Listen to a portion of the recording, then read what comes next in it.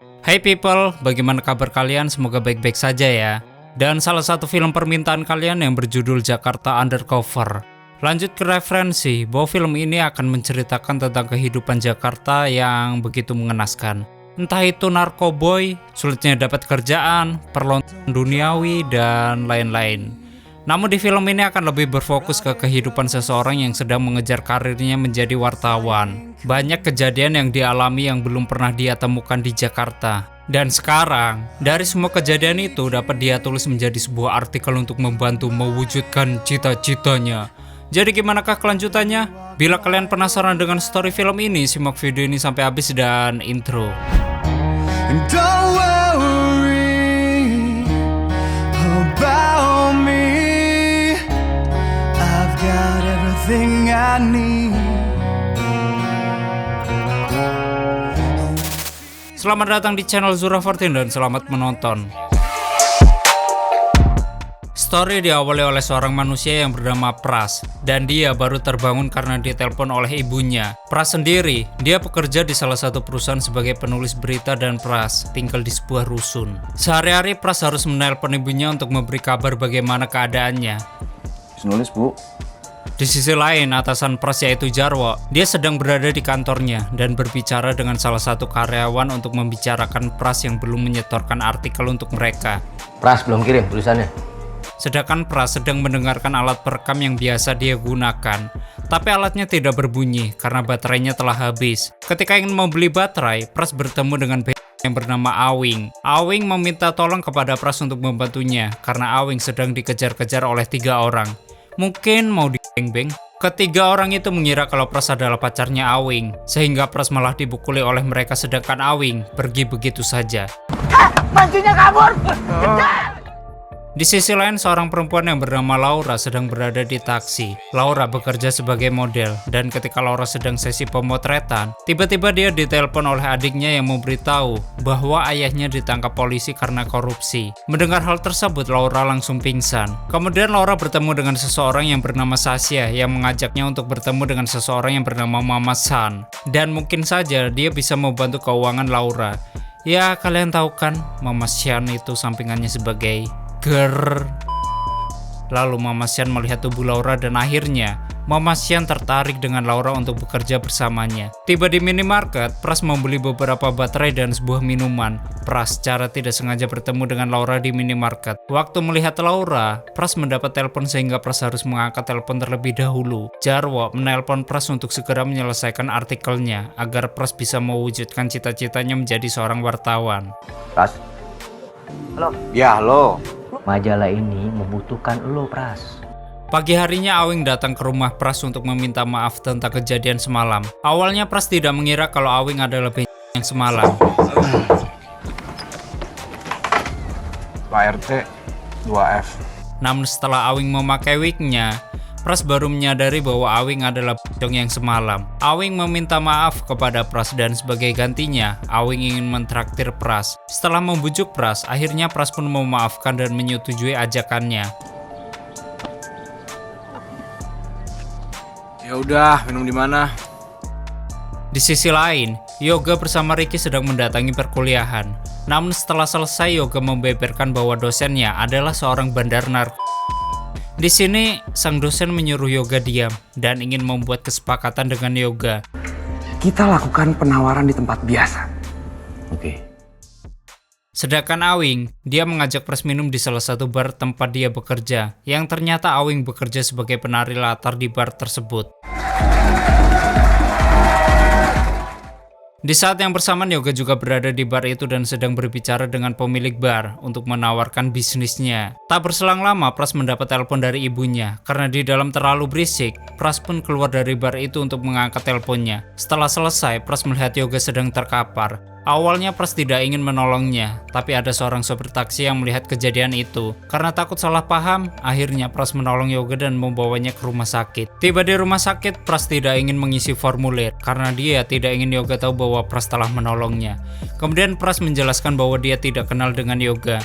Singkatnya, di pagi hari, Pras mendatangi minimarket langganannya untuk membeli roti. Ketika Pras mendengar suara HP-nya, ternyata yang berbunyi bukan HP-nya, melainkan punya Laura yang berada tepat di sebelahnya. Kemudian Laura menyebut Pras adalah seorang pemain film horor. Soalnya Laura melihat banyak darah di bajunya. Namun Pras menyangkalnya karena ceritanya panjang. Waktu tiba di rusun, Pras bertemu dengan Awing. Awing langsung marah kepada Pras karena pulang duluan. Kemudian Pras memberitahu bahwa dia semalam telah menolong seseorang, makanya dia pulang duluan. Di sisi lain, Yoga ternyata berpacaran dengan Laura. Yoga berkata ingin mencari orang yang telah menolongnya semalam. Dan anehnya lagi, ternyata Yoga sudah mempunyai seorang istri karena dia ditelepon oleh istrinya. Malamnya Pras kembali mendatangi supermarket itu dan berharap bertemu dengan Laura.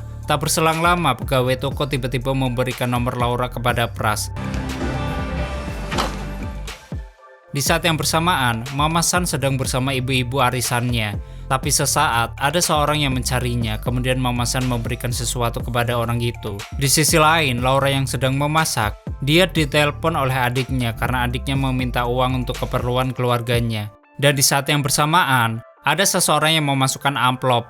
Waktu amplop itu diambil Laura, amplop itu bertuliskan pramugari. Setelah selesai menelpon, HP Laura berbunyi kembali dan menganggap itu adalah adiknya. Namun ternyata itu adalah Pras. Akhirnya Pras dan Laura bertemu di minimarket langganan mereka beserta orang gila di depan mereka. Ya, seperti pada umumnya betina dan pejantan yang sedang saling suka, mereka PDKT. Sesaat kemudian, tiba-tiba adik Laura menelpon kembali untuk menanyakan soal skripsi. Karena Laura sudah lupa, akhirnya Pras lah yang memberikan penjelasannya ke adiknya Laura. Singkatnya, ketika di dalam taksi, Laura merasa sangat nyaman dengan Pras. Setelah itu Laura berdandan seperti pramugari untuk seseorang yang telah membokingnya. Yang ternyata Laura bekerja sebagai, jangan bilang-bilang ya people. Jadi, Laura bekerja sebagai lantai. Pagi harinya Ricky meminta maaf kepada Yoga karena tidak bisa menolongnya saat Yoga terkapar. Kemudian Yoga menyuruh Ricky untuk mengurusi lagi bar untuk mencari seseorang yang telah menolongnya. Pemilik bar itu sedang berbicara dengan Awing dan tak berselang lama Yoga datang dengan Ricky. Yoga memberitahu kepada pemilik bar bahwa dia sedang mencari seseorang yang sudah menolongnya. Mendengar hal itu, Awing langsung memberitahu siapa yang menolong Yoga. Di sisi lain, Pras dan Laura kembali bertemu di minimarket. Singkatnya, Pras bercerita tentang pekerjaannya yang selama ini dia idam-idamkan. Ketika bercerita, ada dua orang wanita yang mengajak Laura untuk berfoto bersama. Mbak Laura ya? Iya. Pras menyadari bahwa Laura adalah seorang artis makanya Pras langsung bahagia. Setelah foto-foto, Laura menasihati Pras untuk mengejar cita-citanya. Waktu mereka saling pandang, dan ketika Pras ingin mencium Laura, tiba-tiba HP Pras berbunyi dan Pras berkata, Bangsat kau. Yang ternyata telepon itu berasal dari ibunya Pras. Tiba di rusun, Pras merasakan ada seseorang yang mengikutinya. Pras langsung melihat Yoga. Kemudian Pras bertanya tentang keadaan Yoga dan sekarang Yoga mempercayai bahwa Pras lah orang yang dia cari. Tak berselang lama Awing berkata bahwa dia tidak jadi ditembak oleh Yoga. Karena sebelumnya jika Awing berbohong, maka Yoga akan menembaknya. Di sini Yoga menganggap mereka adalah teman baru Yoga. Di sisi lain, Laura mengingat kedekatannya dengan Pras yang semakin hari semakin dekat. Waktu lagi mandi, Laura sempat menyesali pekerjaannya menjadi PL. Malamnya Awing dan Pras ingin mendatangi pesta yang diadakan oleh Yoga. Tiba di pesta, Pras dan Awing bertemu dengan Yoga dan Ricky. Acara ini dibuat untuk rasa berterima kasih kepada Pras karena Pras sudah menolong Yoga. Kemudian mereka makan sushi di atas tubuh wanita, yaitu dengan cara memakannya langsung dari tubuh wanita tersebut. Dan untuk pertama kalinya Pras menyadari ada cara makan sushi yang tidak biasa.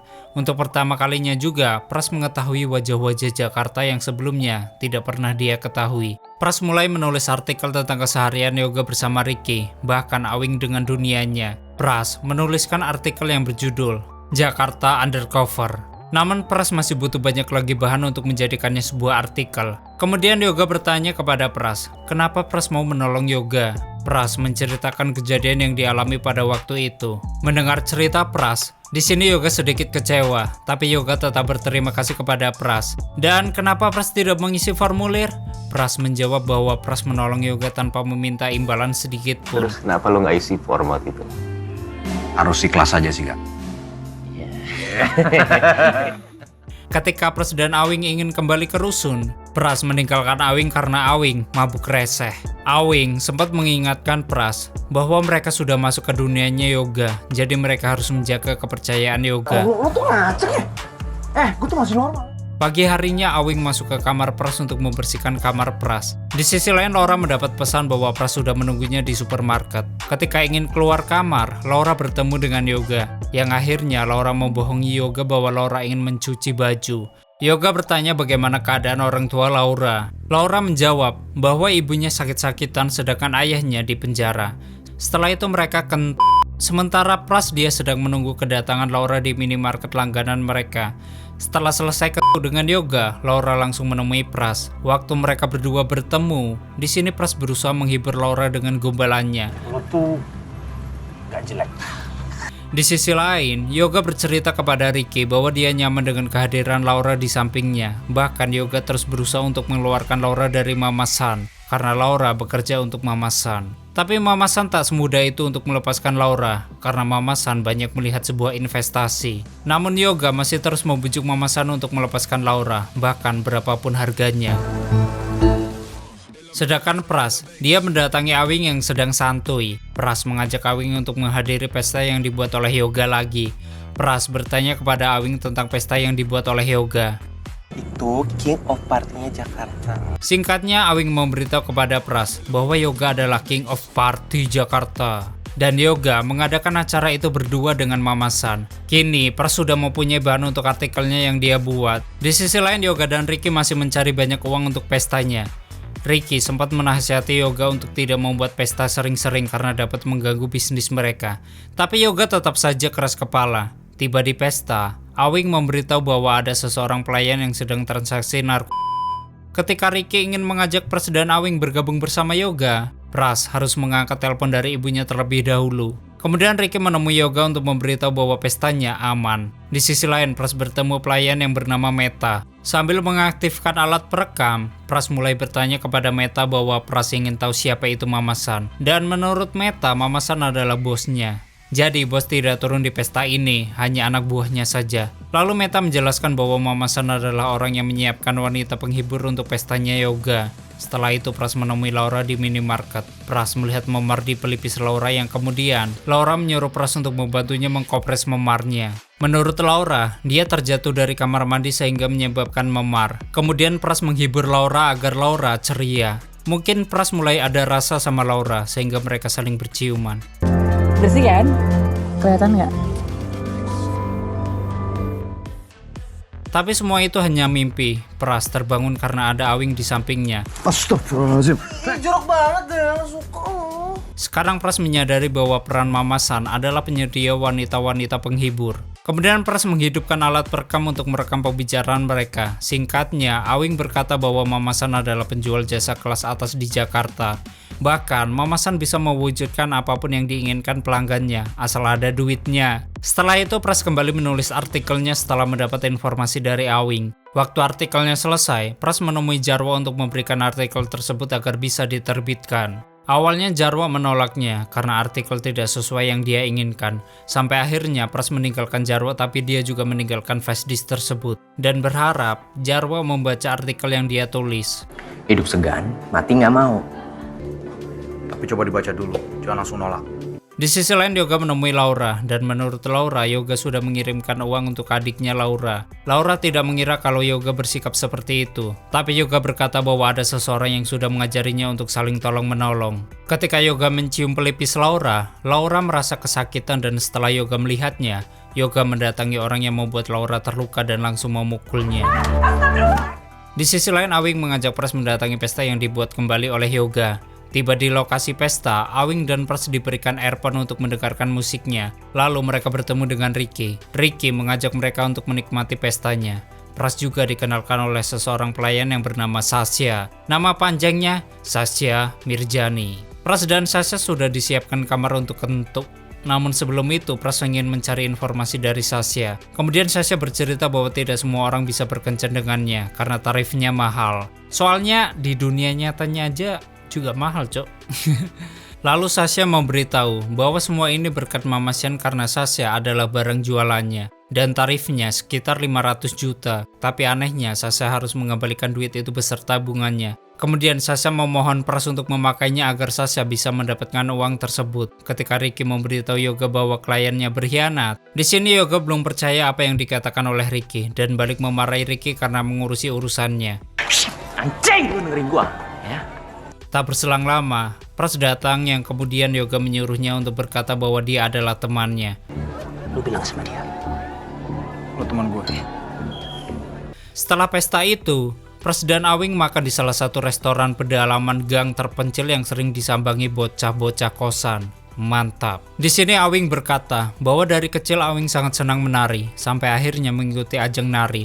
Tapi sialnya, dia tidak pernah menang. Mungkin ikut UFC barangkali bisa menang Awing. Jadi menurut Awing, yang menang itu bukanlah hasil asli, melainkan nyogok ke panitia penyelenggara, dan akhirnya Awing menjadi seperti ini. Awing juga memberitahu bahwa hidup di Jakarta ini keras karena banyak orang yang mengorbankan persahabatan demi kepentingan sendiri. Sebelumnya, Pras sudah menemui Jarwo. Menurut Jarwo, artikel milik Pras bagus dan siap untuk diterbitkan.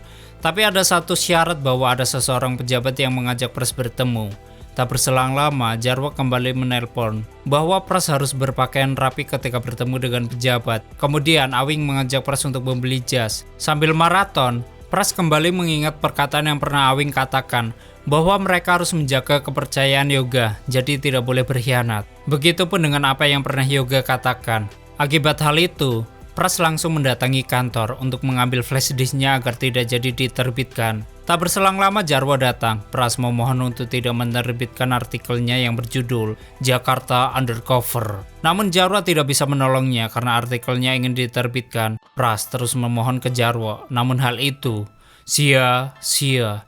Karena bila Jarwo menggagalkan artikelnya, maka Jarwo akan dipecat oleh atasannya. Gue bingung sama lo, tau gak?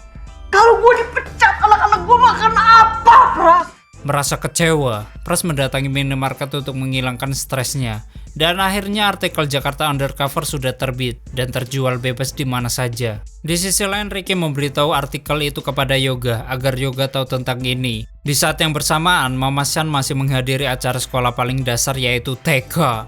Kemudian orang-orang yang sudah booking kepada Mama San tiba-tiba meng-cancel bookingannya karena keadaan masih terlalu gawat. Pagi harinya ketika Pras ingin mencari artikelnya sudah habis terjual. Di saat yang bersamaan ketika Awing sedang membereskan kamar Pras, Awing sempat melihat laptop milik Pras dan beberapa rekaman suara. Karena penasaran, Awing mencoba membaca dan mendengarkan rekaman itu. Sedangkan Yoga dan Ricky sedang mencari tempat tinggal Pras. Waktu Awing ingin membuang sampah, Awing mengetahui kedatangan Yoga. Namun Yoga juga melihat keberadaan Awing. Ketika Awing ingin menyembunyikan laptop milik Pras, Ricky sudah terlebih dahulu menemuinya. Kemudian Pras tiba di kamarnya dan melihat laptopnya sudah tidak ada.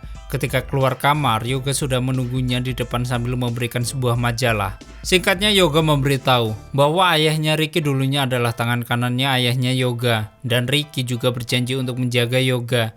Jadi Ricky akan melakukan apa saja untuk menjaga Yoga. Kemudian Yoga menjelaskan bahwa ada seseorang yang sudah berkhianat kepadanya, dan orang itu adalah teman baru Yoga. Namun menurut Yoga, orang yang berinisial MK sudah terkena ganjarannya. Di sini Yoga juga berterima kasih kepada Pras karena sudah menjadi kepercayaannya. Setelah itu Pras mencari Awing, namun Awing tidak ada di kamarnya. Akhirnya Pras menemui Awing di atas rusun yang sedang memegangi laptopnya. Awing mengalami luka memar di bagian mukanya. Kemudian Awing berkata kalau Pras sudah jahat kepadanya karena artikelnya sudah menyakiti banyak orang. Kamu tuh spesial buat aku. Pras pun langsung menenangkan Awing. Di sisi lain, Mama San memberitahu kepada para wanita bahwa sementara ini bisnis ditutup karena semua klien takut terciduk. Namun ada salah satu klien yang berani membooking Laura dan dia seorang pejabat yang bernama Agus Darmono. Di saat yang bersamaan, Pras sudah siap untuk bertemu dengan pejabat yang dimana pejabat itu adalah Agus Darmono juga. Sebelumnya Pras berterima kasih kepada Awing karena telah membantunya. Kemudian Awing memberitahu nama aslinya, yaitu Fajar. Yalah Fajar, cucok deh. Tiba di rumah Agus, Laura langsung melakukan pekerjaannya. Kemudian Agus mengikat tangan Laura dan langsung apa hayo? Tulis di kolom komentar wahai people. Di saat yang bersamaan Pras tiba di rumah Agus dan ingin bertemu dengannya. Namun Pras disuruh menunggu terlebih dahulu. Pras mendengar teriakan wanita dan ketika ingin mendekatinya, Pras dilarang oleh bawahan Agus. Di sini Agus kentuk sambil menyiksa Laura, dan singkatnya setelah selesai, barulah Agus mendatangi Pras. Di sela-sela itu Laura menelpon Yoga, namun Laura sudah tidak mampu berbicara lagi. Yoga yang mendapat telepon dari Laura langsung mencari keberadaannya bersama Ricky. Akhirnya Pras bertemu dengan Agus Darmono. Agus berkata bahwa pemerintah akan membangun kereta cepat dan menurutnya, pemerintah juga harus membuatkan jalan di daerah-daerah yang terpencil. Tak berselang lama Yoga dan Ricky masuk ke rumah itu. Pras kaget dengan kedatangan Yoga dan Ricky. Ketika Yoga ingin menembak Agus, Yoga dihalangi oleh Pras. Tak berselang lama Laura turun dari tangga sambil merintih kesakitan, soalnya mainnya kasar. Pras langsung mendekati Laura, sedangkan Yoga, dia menyadari bahwa Pras kenal dengan Laura. Agus berkata bahwa Pras lah yang menulis artikel Jakarta Undercover. Kini Yoga dan Ricky sudah mengetahui orang yang menulis artikel itu, yang ternyata ini sudah direncanakan oleh Agus untuk mempertemukan mereka semua. Kemudian Pras menghajar Agus sambil memaki-makinya. Lalu Yoga menarik Pras dan bertanya bahwa inisial MK itu ternyata Pras. Dan sejak awal, Ricky sudah curiga kepada Pras bahwa dialah pengkhianatnya. Keesokan harinya terdengar kabar bahwa ada seseorang pejabat yang tewas tertembak. Di sisi lain, orang gila itu berpakaian rapi namun tidak memakai celana, hanya celana dalam. Ya, namanya orang gila, bebaslah, dan tak lupa menyewa barongsai. Di saat yang bersamaan, Pras sedang menyendiri di salah satu lapuan. Di sisi lain, Laura bersama Yoga sedang mengobrol tentang Pras. Karena selama ini Laura hidup terpaksa dengan Yoga, namun cuman karena Pras Laura bisa jadi dirinya sendiri. Yoga juga bercerita bahwa dari dulu hingga sekarang selalu ada pengkhianat, dan Pras lah salah satunya. Namun Laura menyangkal karena Yoga telah berkhianat kepada istrinya. Keesokan harinya Mama San memberikan sebuah amplop yang berisikan orang yang sudah membokingnya. Malamnya Laura mendatangi orang itu yang ternyata orang itu adalah Pras. Pras selama ini menghubunginya, namun tak ada jawaban. Dan inilah salah satu cara agar Pras bisa bertemu dengan Laura. Pras melakukan ini karena Pras menyukai Laura dan ingin bertemu dengan Laura. Laura menghindari Pras karena dia nggak pantas dengan Pras. Di sini Laura memulai pekerjaannya karena ingin profesional. Kemudian Pras memeluk Laura dan berkata kalau selama ini kangen kepadanya. Dan tamat.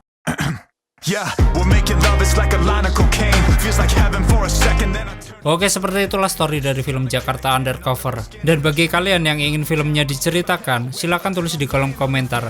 Terima kasih sudah nyimak video ini sampai habis. Terus support channel ini dengan menekan like, subscribe, dan share ke alam goibe. And stay on my channel, jangan kemana-mana. Sampai ketemu lagi di video selanjutnya. Bye-bye.